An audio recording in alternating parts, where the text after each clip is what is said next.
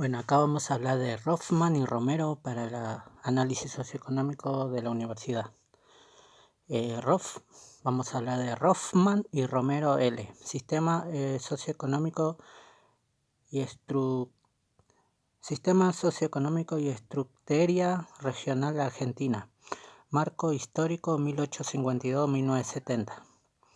La sustitución de importaciones 1930-1952. En 1929-30 hubo una crisis financiera mundial que dañó el sistema económico argentino y modificó al vínculo que tenía con el sistema internacional de dominación. La crisis aflojó los vínculos de dependencia, permitiendo a los grupos dominantes mayor autonomía en sus decisiones. La nueva organización que se organizó a partir de esa crisis impulsó a cambio lento en la organización productiva argentina, que empezó a volcarse a un mercado interno.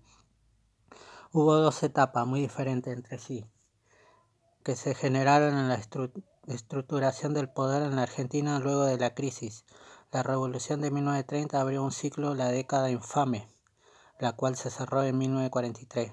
El golpe militar y el peronismo son la segunda etapa, que concluyó cuando a fines de la década se estableció una nueva relación de fuerza muy diferente de la que privó esta.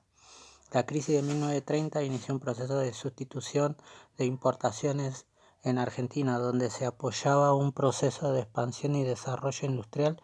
Luego de la crisis, la oligarquía terrateniente, dueños de tierra, fueron el núcleo central de los sectores dominantes hasta 1930. Luego se consolidó la respuesta más importante de la oligarquía luego de la crisis de 1930 fue recuperar el poder político y desalojar al gobierno de Irigoyen. El Estado adoptó la política de regular la producción y la comercialización de productos agrícolas como respuesta a un mercado externo que había disminuido su demanda, a diferencia de lo que había sido el estado anterior a la crisis. El conjunto de medidas tomadas reflejaba un gran aumento de la participación del Estado en la vida económica. Al mismo tiempo, a las fracciones dominantes se le agregaban los sectores industriales y se les daba una importancia que antes no tenían. El cierre de los mercados externos para los productos agropecuarios luego de la crisis de 1930 se vio agravado por las barreras puestas por Inglaterra. En respuesta a esto se firmó el Tratado de Rocca-Russellman, otorgándole a la Argentina una cuota en el mercado de carnes inglés.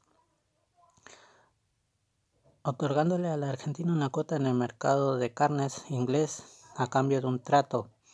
La crisis de 1930 determinó una gran modificación en el papel del Estado y una división en el bloque dominante. El bloque dominante quedó entonces compuesto por una fracción de oligarquía que estaba más vinculada, la fracción industrial, mantenimiento de la primera oligarquía que estaba más vinculada con el mercado externo, y la fracción industrial, manteniendo la primera hegemonía dentro del bloque.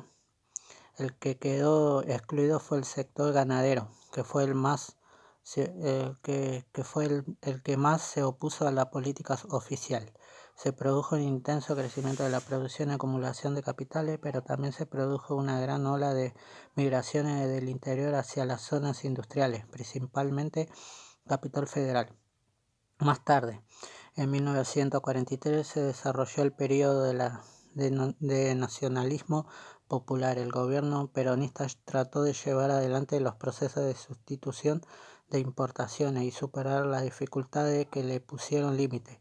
Este proceso de sustitución de importaciones se aceleró al comenzar la década del 40 por causa de las repercusiones de la Guerra Mundial. El desarrollo industrial incorporó una nueva serie de actividades como, por ejemplo, repuestos, metalurgias, mantenimiento, etc. Por otra parte, los mismos factores de la guerra le otorgó al país divisas y saldos comerciales favorables, lo cual hizo que Argentina se convirtiera en acreedora de los países centrales. Tiene derecho a pedir que se cumpla una obligación, especialmente que se le pague una deuda. De la revolución de 1943 surgió un grupo militar partidario de una industrialización que aseguraba la autosuficiencia de la nación mediante el desarrollo de una industria. El movimiento obrero prestó su apoyo a los sectores hegemónicos y el movimiento peronista se presentó como una alianza entre los sectores más nuevos y pujantes de la burguesía industrial. El peronismo armonizó las necesidades del desarrollo del sector más dinámico de la industria con la presión del movimiento obrero, quien buscaba una mayor participación en los ingresos. El Estado asumió un papel de árbitro de una situación que era inestable. Uno de los puntos básicos de la política peronista